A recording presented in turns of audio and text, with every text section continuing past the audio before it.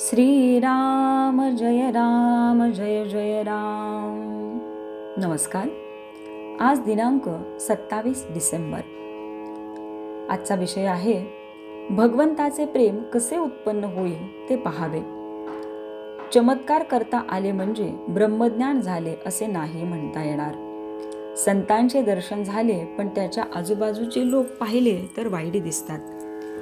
आपण दवाखाना पाहायला गेलो तर निरोगी लोक आपल्याला तिथे कसे दिसतील?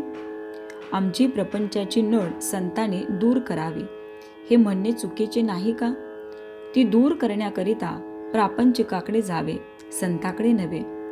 आता दुखणे बरे व्हावे म्हणून जरी रामराम म्हटले तरी सुद्धा ते वाया जात नाही. सत्पुरुषांचे अत्यंत उपकार असतील तर रोगाचे निदान काय आहे ते त्यांनी शोधून काढले. आपल्याला हवेपणाचा रोग झाला आहे. हवे नको पण जिथं आहे तिथे समाधान नाही हे खास. आपल्या भजन पूजनाचा हेतू कोणता असेल तो समजून भजन पूजन करा म्हणजे झाले. आज भगवंत हवा असे म्हणणारे लोक थोडेच आहेत आणि ज्यांना भगवंत हवा असतो तो भगवंतासाठी नको असतो.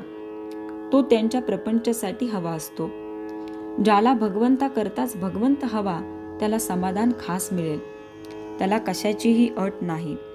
त्याला वयाची मर्यादा नाही, विद्येची नाही, बुद्धीची नाही, पैशाची नाही, कशाचीही नाही. तळमळीची मर्यादा आहे. खरोखर परमार्थ हा अनुमानाचा नाही. आपण नुसते बोलतो, कृती काहीच करत नाही म्हणून तो आपल्या आवाक्याबाहेर आहे असे आपल्याला वाटते. न करायला सबबी पुष्कळ सांगता येतात. अर्जुनाला भगवंतानी युद्धाला उभा राहा म्हणून सांगितले. अर्जुन सबबी सांगू लागला. देवाला फार वाईट वाटले. देहबुद्धीमुळे, अभिमानामुळे भगवंताच्या आज्ञेला सबबी येतात. व्यवहारात सबबी सांगण्याची आम्हाला फार सवय झाली आहे. प्रयागला मुलगी आजारी पडली तर मनुष्य लगेच तिकडे जातो आणि काशीस जायचे तर योग येत नाही असे म्हणतो. आज्ञेला सबब सांगणे हे मोठे पाप आहे. एखाद्या सावकाराला सांगितले की तुझ्याजवळचे सर्व काही देऊन टाक तर तो कदाचित देईलही, पण मी दिले ही आठवण नाही जाणार त्याची. जो द्यायला सांगतो तोच दात असतो हे तो विसरतो. व्यापाऱ्याला स्वप्न व्यापाराचेच पडते. त्याप्रमाणे आपण ज्याचा सहवास करावा त्याचे प्रेम येते. भगवंताविषयी प्रेम कसे उत्पन्न होईल ते पाहावे. सहवासाने, निश्चयाने किंवा आपलेपणा विसरल्याने परमेश्वराचे प्रेम येते. पुष्कळ दिवस एका घरात राहिल्याने त्या घराविषयी नाही का आपल्याला प्रेम येत? मुंबईत राहणाऱ्याला मुंबई आवडते. याचे कारण सहवास. गांजा प्रथम उडताना जरी ओकारी आली तरी सवयीने त्याचे प्रेम येऊ शकते.